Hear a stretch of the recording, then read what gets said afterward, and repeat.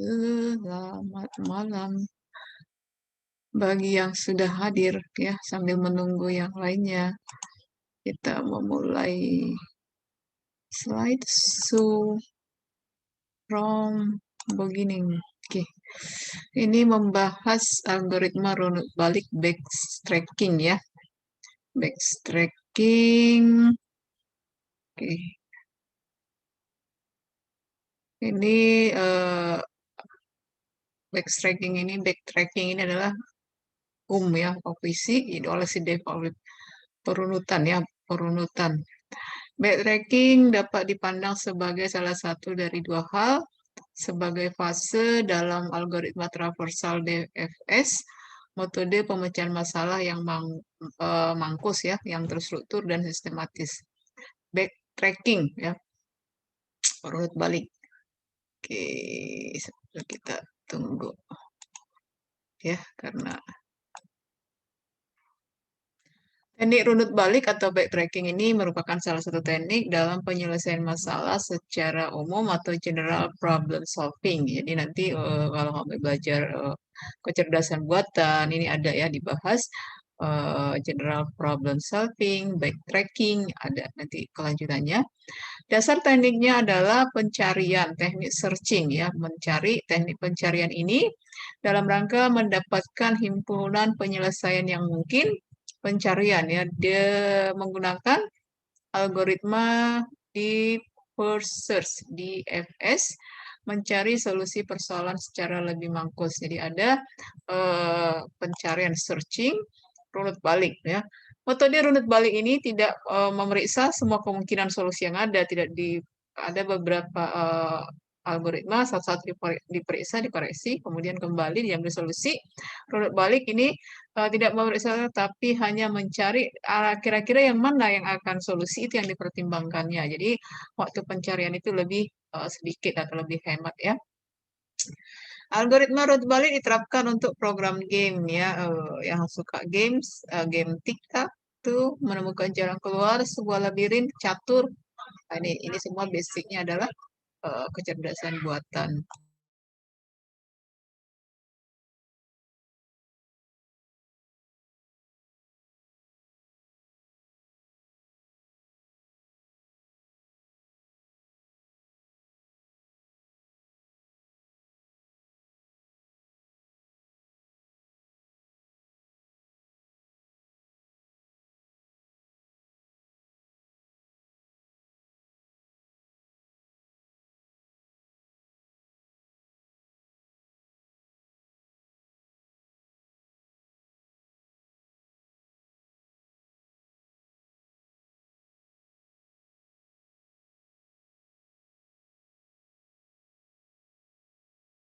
Tangga ya, itu masih ya, masih terdengar. Backtracking sebagai solusi fase dalam algoritma traversal di EFIS ya. Kemana sih Josia? Tadi keluar ya Josia. Mencari solusi dengan mengekspansi pencarian menuju goal dengan aturan deep first. Jadi the first membuat rangkaian keputusan di antara beberapa pilihan. Tidak punya cukup informasi mengenai apa yang akan dipilih, tiap keputusan mengarah pada sekumpulan pilihan baru, beberapa sekuens pilihan. Jadi tidak semua harus diperiksa, tidak perlu kita tahu apa yang akan kita pilih, tiap keputusan itu mengarah kepada sekumpulan pilihan baru. Jadi di sini ada sequence yang mungkin merupakan solusi persoalan ya. Backtracking yang runut balik tadi algoritma, cara yang metodologis mencoba beberapa sequence keputusan. Jadi ada dicari keputusannya yang dari metode searching sampai menemukan mana sequence yang bekerja ya. Jadi kalau dibuatkan di sini ada sebuah permasalahan dicari start ya. Ini di mana pertanyaan-pertanyaannya dibuatkan, did end ditemukan, did end ditemukan ya. Ini untuk pencarian backtracking ya, ada runut baliknya. Jadi ditanya ada solusi, diberikan jawaban, solusi tanya ada runut baliknya ya. Did end. Runut balik ini diterapkan untuk games ya. Tadi TikTok tuh labirin, catur, crossword puzzle, sudoku dan beberapa yang memang bidang AI. Jadi ini implementasinya kemana nantinya? Ini dipergunakan untuk AI ya, terutama yang menyukai games ya. Jadi ada permainan. Di sini contohnya Cross Puzzle. Cross Puzzle ini yang puzzle ini kayaknya kita semua bisa. Ini yang siapa yang mengenal TikTok tuh komputer chess player ya, Sudoku. Ini juga catur. Kalau ini mungkin ya sudah semua. Tapi kalau permainan sekarang udah lebih keren dari sini ya. Contoh Mas Problem diberikan sebuah labirin, ini labirinnya match yang kita akan menemukan lintasan dari titik awal sampai titik akhir, yang mana nanti awalnya, yang mana akhirnya. Di sini permainan dengan si labirin tadi ini ya, contoh Match Problem ini adalah ada pilihan kita maju terus, belok kiri atau kanan itu pilihannya. Tidak punya cukup informasi memilih pilihan yang benar. Tiap pilihan mengarah ke sekumpulan pilihan lain. Jadi kita ada diarahkan ke maju, belok kiri, belok kanan. Backtracking runut balik digunakan untuk persoalan yang model seperti ini ya. Jadi contoh ya seperti menelusuri. Contoh runut ini labirinnya masuk dia ditelusuri.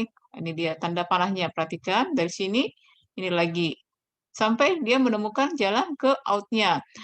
Runut balik diperlihatkan dengan garis putus-putusnya. Datang, kembali, ini dia. Ya, ini kan udah di satu jalur ini, labirin ini udah ada 2 kali diproses. Demikian ini ya. Ini namanya proses runut balik atau backtracking tadi ya. Dengan backtracking, maka lintasan ini menjadi beberapa sederek langkah. Sebuah langkah terdiri dari pergerakan satu unit sel pada arah tertentu. Yang lurus straight, kiri left, kanan right. Jadi hanya ada 3 pilihan tadi ya. Lurus, maju, left, kiri, kemudian di kanan kan right-nya ya. Oke. Nah, ini kalau dibuatkan dalam algoritmanya, algoritma runut balik, while bila belum sampai pada tujuan, if ada beberapa arah yang harus dilalui atau belum pernah dilalui, then pindah satu langkah ke arah tersebut, else sampai terdapat arah seperti yang dibuatkan itu tadi and if well ya. Jadi pilihannya hanya itu maju, kiri, kanan ya. If kalau dia benar berarti kita belum pernah berpindah ke sel pada arah tersebut. Then pilih salah satu, else backtrack langkah sampai terdapat arah seperti yang disebutkan tadi ya. Untuk mengetahuinya ada 2 solusi yang dibuatkan oleh si backtracking tadi. Satu, simpan semua langkah yang pernah dilakukan. 2, gunakan rekursi yang secara implisit menyimpan semua langkah. Solusi yang lebih mudah ya. Simpan seluruh langkah yang pernah dilaluinya. Nah, dibuatkan ke sintak algoritma tadi, function self match dengan game tadi ya. Ada input M labirin, boolean, true jika pilihan mengarah ke solusi. True kalau misalnya solusinya benar ya. If pilihan arah merupakan solusi, then return true. Ya, else for tiap arah gerakan, lurus ke kiri atau kanan. Pilihannya do, move. Pindah satu langkah, kiri, kanan, depan. Ya, kiri, kanan, depan, maju. If solve miss, then return true. Jika benar ya, true. And move, arah backtrack. Ini dia runut balik ya. Udah nanti tadi udah didatang dan di runut balik lagi. Semua arah sudah dicoba tetapi tetap buntu, maka kesimpulannya bukan solusi. Jadi kalau misalnya semua ini udah dicari, udah dilalui semua ini labirin ini namun tidak ditemukan, berarti itu bukan solusinya. Itu menurut si algoritma runut balik atau ini ya. Ini contoh yang tadi ya, contoh lainnya ini dia alir atau alirannya permainan ini ya. Dari yang diberikan seperti apa nih garis biru ya, ini outputnya, ini innya, ini outputnya ya. Jika digambarkan ini dia simple down, ini ya, simple down merupakan titik backtracking atau simple goal. Pada titik backtracking, simple menjadi mati, tidak diekspansi. Ini dia simple down-nya. Jadi kalau misalnya kita perhatikan, ini tadi ya, persatunya ya, persatunya dibuatkan. Nah, ini dia tadi. Ya, ya. Backtracking sebagai sebuah metode pemecahan masalah yang mangkus, di mana algoritma runut baliknya merupakan perbaikan dari exhaustive search. Jadi setiap algoritma ada kelemahannya. Inilah yang menjadi apa itu? Oh, sorry, sorry, sorry. Ya, pada backtracking hanya pilihan yang mengarah ke solusi dieksplorasi, pilihan yang tidak mengarah ke solusi tidak dipertimbangkan. Jadi tadi di awal disampaikan tidak semua di apa solusi atau setiap jawaban diperiksa, namun yang kira-kira mana yang akan menjadi jawaban solusi itu dia. Jadi makanya perlu memangkas atau pruning simpel-simpel yang tidak mengarah ke solusi. Jadi tidak perlu semua aliran tadi atau luring tadi dilalui ya, tidak perlu ya. Jadi hanya mengarah ke solusi. Nah, ini tadi di awal disampaikan algoritma runut balik ini diperkenalkan oleh D.H. Lehmer tahun 50 dengan menyajikan uraian umumnya. Jadi dari tadi kita lihatkan menurut si penemu tadi ya, Lehmer, Dr. H. Lehmer, solusi persoalan dibuatkan simbol matematisnya, solusi dinyatakan sebuah vektor dengan n tuple x ya. Mungkin saja S1 sama S2 dan sampai Sn, di mana dimisalkan Si beranggotakan 01, Xi dimulai dari 0 atau 1. Kemudian dibuatkan kedua fungsi pembangkit nilai XK dinyatakan sebagai predikatnya TK. TK membangkitkan nilai untuk XK yang merupakan komponen vektor solusi. Dibuatkan fungsi pembatas dinyatakan sebagai predikatnya, ini dia simbol matematiknya. B bernilai true jika X1, X2, Xk. Jika true, maka pembangkit nilai untuk Xk tambah 1 dilanjutkan, tetapi false, X1, X2, Xk-nya dibuang ya dengan fungsi pembatas yang tadi. Kemudian dilanjutkan pengorganisasian solusi. Jika kemungkinan solusi dari persoalan disebut ruang solusi, solution space-nya, maka ditinjau knapsack-nya berapa dari 0 ke 1 untuk N sama dengan oh kenapa begini ya? Aduh. Oh, aduh, aduh, aduh, aduh, aduh, aduh, aduh. Nah caranya. Pos. Aduh. Mana caranya ya? Hmm. Aduh, apa ya ini ya? Aduh, apa ya? Oke, mengganggu ya. Jadi tadi dibuatkan apabila untuk solusi dibuatkan semua kemungkinan solusi dari persoalan dibuatkan dalam ruang solusi, solution space dengan knapsack-nya di N sama dengan 3. Persoalannya dibuatkan dengan simbol X1, X2, X3, di mana XI-nya hanya 0 dan 1, ya true and false, ruang solusinya. Dari 0 dan 1 ini dibuatkan jadi space, ruang solusi space-nya hanya ada pilihannya 00, 01 ini dia ya, dibuatkan 1, 2, 3, 4, 5, 6, 7, 8 ya, kombinasi dari si dengan XI anggota di 0 dan 1. Ruang solusi diorganisasikan ke dalam struktur pohon. Tiap simpul pohon menyatakan state persoalan sedang sisi cabang dilabeli dengan nilai-nilai XI. Lintasan dari akar ke daun menyatakan solusi yang mungkin. Seluruh lintasan dari akar ke daun membentuk ruang solusi pengorganisasian pohon. Ruang solusi diacu sebagai pohon ruang ya. Jadi kalau kita perhatikan nanti ya, ini kita mempelajari pohon ya, pohon ataupun tree di mana ada simpul. Kita perhatikan di sini ada simpulnya ya. Ada 3 macam simpul. Perhatikan ada yang akar, simpul hijau, simpul dalam, lihat color-nya, kemudian simpul daun ya. Ini akar, ini dalam, ini menjadi simpul daunnya ya. Dalam gambar ini dimisalkan. Sebuah pohon adalah sekumpulan simpul dari busur yang tidak mempunyai sirkuit, tidak ada sirkuitnya, tapi dari sini tadi ya, akar mempunyai simpul ke dalam, dalam mempunyai simpul ke daun. Ini dia ya, semua berakhir dengan simpul daun dengan di sini color red-nya merah ya. Kemudian kita perhatikan di sini misalnya diketahui, knapsack-nya 10 N sama dengan 3 ya, di mana, ini bentuk tree-nya atau pohonnya ya dengan, kita lihat di sini dimulai 1, X sama dengan 1, diturunkan ke 2, X sama 1 sama dengan 0, ini 9. Kemudian dibuatkan lagi ya, kita perhatikan.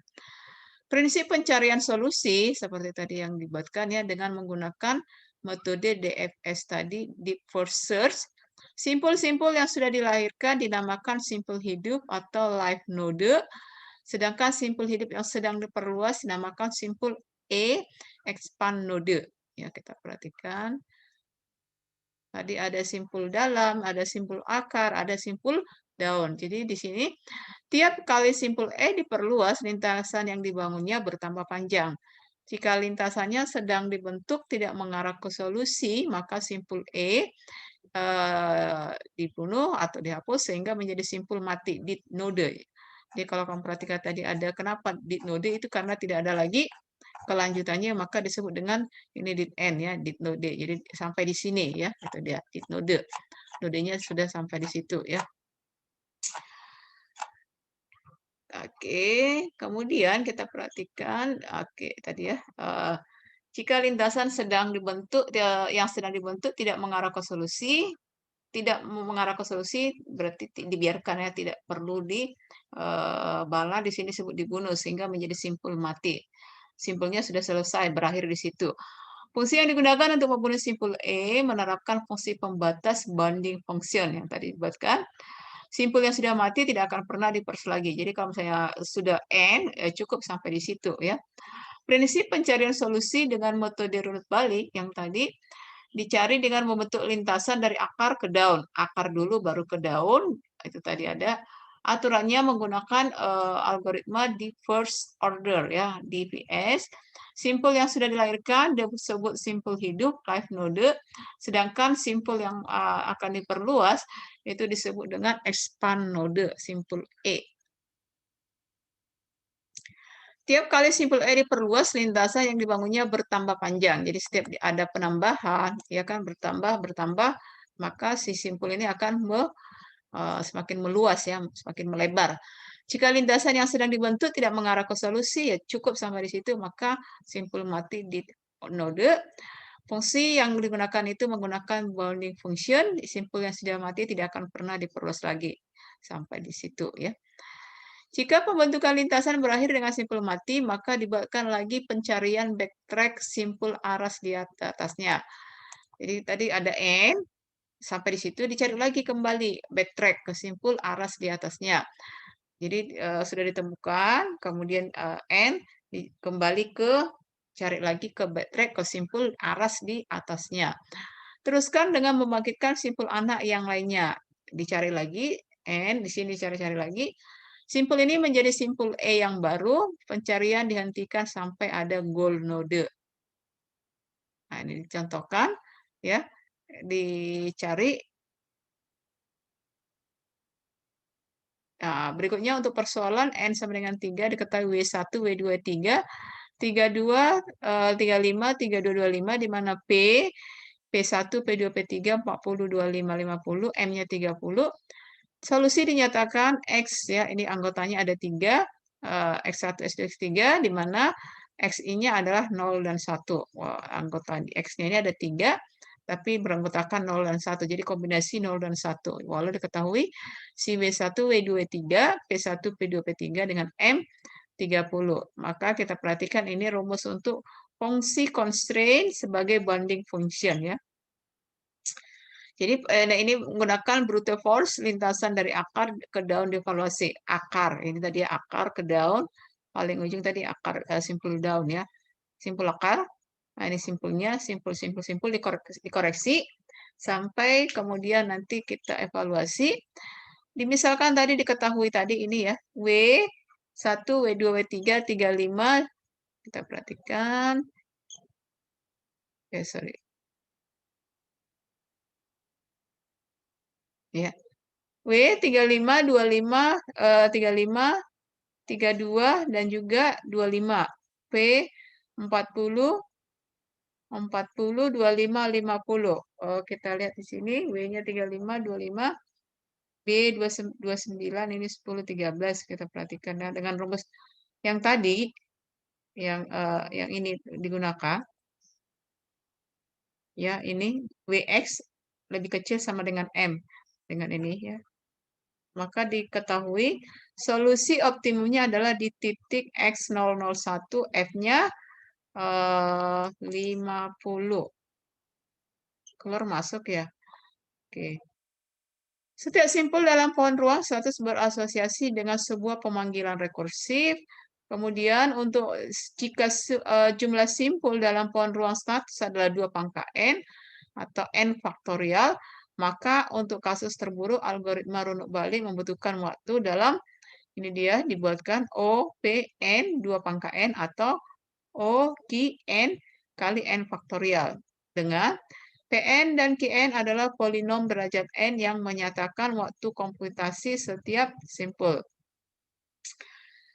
Di sini ada berikutnya, kalau tadi kita melihat seperti runut pada tree atau pohon, ini adalah D n Queen's problem. Jadi ada diberikan sebuah papan catur berukuran n kali n. N kali n. Ini seperti catur ya. Catur ini kan panjang kalau lebarnya sama ya. N kali N dan 8 buah ratu. Ada ratunya di sini ada 8. Ada yang pernah menggunakan DN Queen's problem? N buah ratu Q pada peta papan catur sehingga tidak ada 2 ratu atau lebih yang terletak pada satu baris. Jadi ada 8 ratu.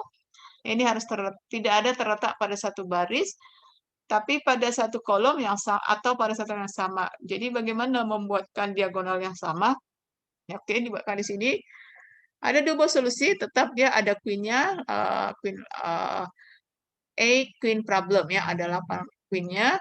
Bagaimana supaya, ini dia aturannya, menempatkan n buah ratu yang siki pada papan catur yang ini, namun tidak boleh harus satu baris ya, dan juga tidak boleh pada satu kolom yang sama dan pada diagonal yang sama. Nah, itu dia. Itu aturannya. Jadi bagaimana caranya? Itu yang mau kita carikan ya, solusinya. The puzzle was original. Ini dia proposed. Ini dia by the class player Max Puzzle and over the years. Jadi di sini dibuatkan menggunakan puzzle dengan algoritma brute force. Brute force yaitu mencoba semua kemungkinan solusi penempatan 8 buah ratu pada peta-peta papan catur. Bayangkan kalau misalnya, kalau satu-satu kita cari, karena di sini dicari semua kemungkinan dengan si brute force, ya, dengan algoritma brute force, maka ada 64, 8 kali 8, kan, tadi papan caturnya 8 kali 8, N kali N-nya 64 dengan anggota sekuennya 8. Jadi ada kemungkinan, ini dia kemungkinan solusinya kalau satu-satu dicari dengan brute force, ya. Nah, ini tadi dia N kali N-nya. Ya. Ada contoh dua solusi queen problem dengan si algoritma brute force. Kita lihat yang berikutnya. Brute force kedua meletakkan masing-masing ratu hanya pada baris-baris yang berbeda. Jadi diletakkan disengaja di baris yang berbeda.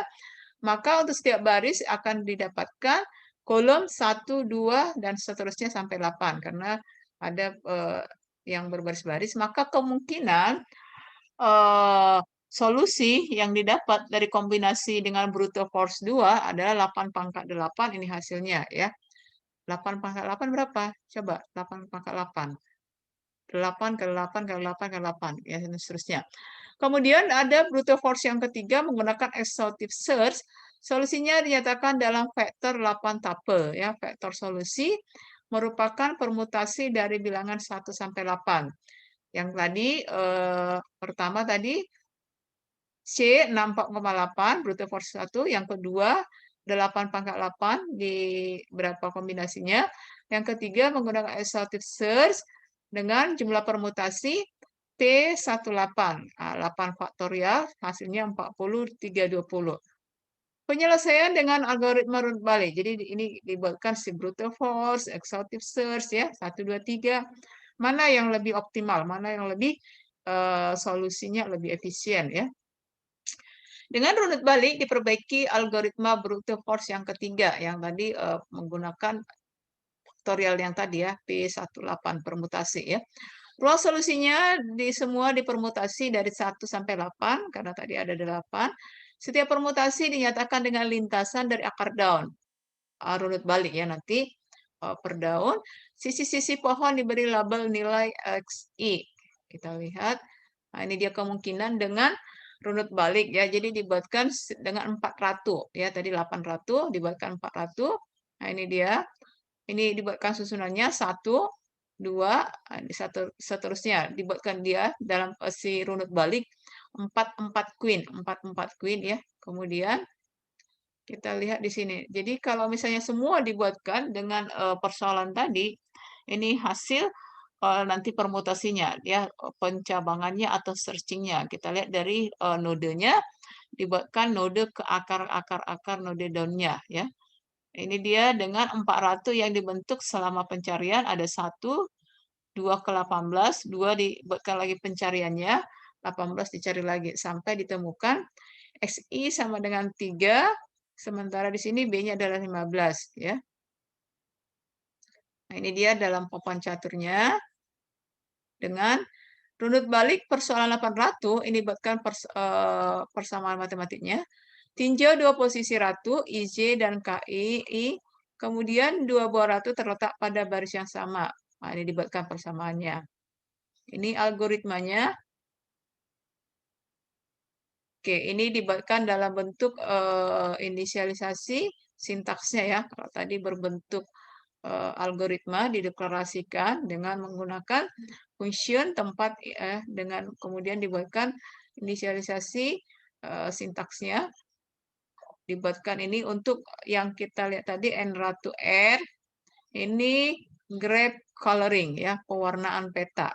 Ini contoh permainan lagi dengan menggunakan contoh aplikasi pewarnaan peta. Oke ya, jadi Ibu stop dulu. Kira-kira karena hari ini sangat tidak banyak yang hadir. Kenapa tadi RAD Priyarani? Di rumahmu mati listrik apa enggak? Enggak tadi. Enggak, Bu. Oh enggak ya, Ibu tadi mati, tapi tiba-tiba on lagi. Tapi tadi Ibu sudah izin supaya enggak ini, tapi oke.